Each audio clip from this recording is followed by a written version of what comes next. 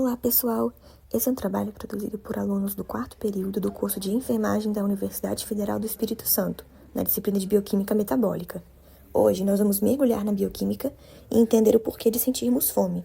Você achou que era só o seu estômago pedindo comida? Achou errado. É o glucagon entrando em ação e dizendo: hora de mobilizar as reservas, porque o corpo precisa de energia. Entre os hormônios que regulam a fome e a saciedade, também temos a insulina, mas nesse vídeo iremos focar exclusivamente na sinalização do glucagon. Então vamos entender mais como tudo isso funciona. Vem com a gente. Agora que temos a sua atenção, vamos lá. Você sabe como que a fome começa? De forma simplificada, ela está ligada à queda nos níveis de glicose no sangue. Em condições normais, a glicemia costuma ficar entre 70 e 100 mg por 100 ml. Intervalo esse que pode variar conforme a idade, o estado de saúde e até o momento do dia. Quando você permanece em jejum, o corpo precisa manter a glicemia estável para garantir energia às células, principalmente do cérebro, que dependem quase exclusivamente da glicose. Quando os níveis caem, em média para perto de 60, surgem sinais de fome, e o hormônio glucagon entra em cena para mobilizar as reservas de energia. Mas o que é esse tal de glucagon e de onde ele vem? O glucagon é um hormônio peptídico de natureza endócrina, que é produzido pelas células alfa do pâncreas, com papel central na regulação do metabolismo energético, especialmente em situações como jejum. Essas células alfa estão localizadas nas ilhotas de Langerhans, que são aglomerados de células pancreáticas agrupadas, que recebem fluxo sanguíneo arterial graças a capilares fenestrados, o que possibilita a rápida liberação do glucagon na corrente sanguínea. Essas células possuem mecanismos sensíveis à queda da glicose, o que desencadeia a secreção do hormônio. A partir desse sinal, se inicia a resposta hormonal. Nesse contexto, o fígado é um dos principais alvos do glucagon, atuando de forma central no metabolismo energético. Mas além dele, o glucagon também atua no tecido adiposo. Nesse tecido, ele estimula a lipólise, que é a quebra dos triglicerídeos armazenados em ácidos graxos, que serão substratos para a formação de ATP. O objetivo bioquímico dessas ações é poupar glicose e manter sua concentração no sangue, e é o glucagon que comanda esse processo nos momentos em que o corpo está sem receber alimento. Agora que você já sabe o que é o glucagon e de onde ele vem, posso te explicar melhor o seu papel e qual é o seu mecanismo de ação.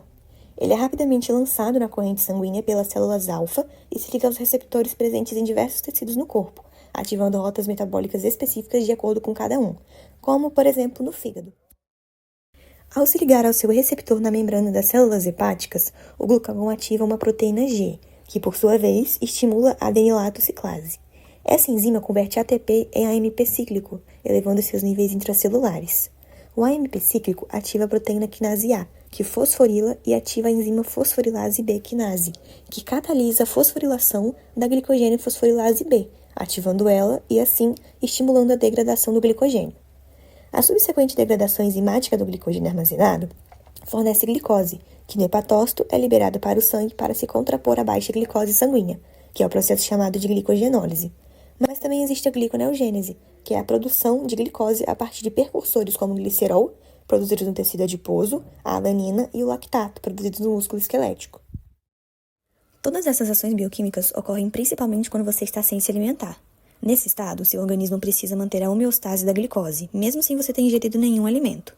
Nesse momento, seu corpo percebe que aquilo que ele precisa não vai chegar, então ele mesmo vai dar um jeito de produzir, como através da glicogenólise, que quebra o glicogênio armazenado, ou da gliconeogênese, que produz glicose a partir de outros precursores. Isso é o que é chamado de metabolismo de produção, que é quando o corpo começa a produzir a glicose ao invés de armazenar ela.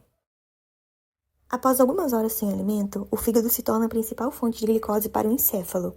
Vejam nesse esquema, onde as setas azuis seguem o caminho da glicose, as setas cor de laranja seguem o caminho dos lipídios e as setas roxas o caminho dos aminoácidos. O glicogênio hepático é degradado e a glicose 1-fosfato produzida é convertida em glicose 6-fosfato e, em seguida, em glicose livre, que é liberada na corrente sanguínea.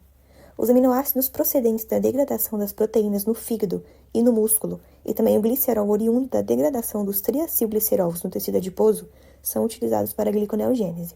O fígado usa os ácidos graxos como principal combustível, e o excesso de acetil-CoA é convertido em corpos cetônicos, que serão exportados para outros tecidos. O encéfalo é particularmente dependente desse combustível quando existe deficiência no fornecimento de glicose, e quem controla tudo isso é o glucagon, estimulando a produção de glicose para manter o funcionamento do organismo, como vimos nesse esquema.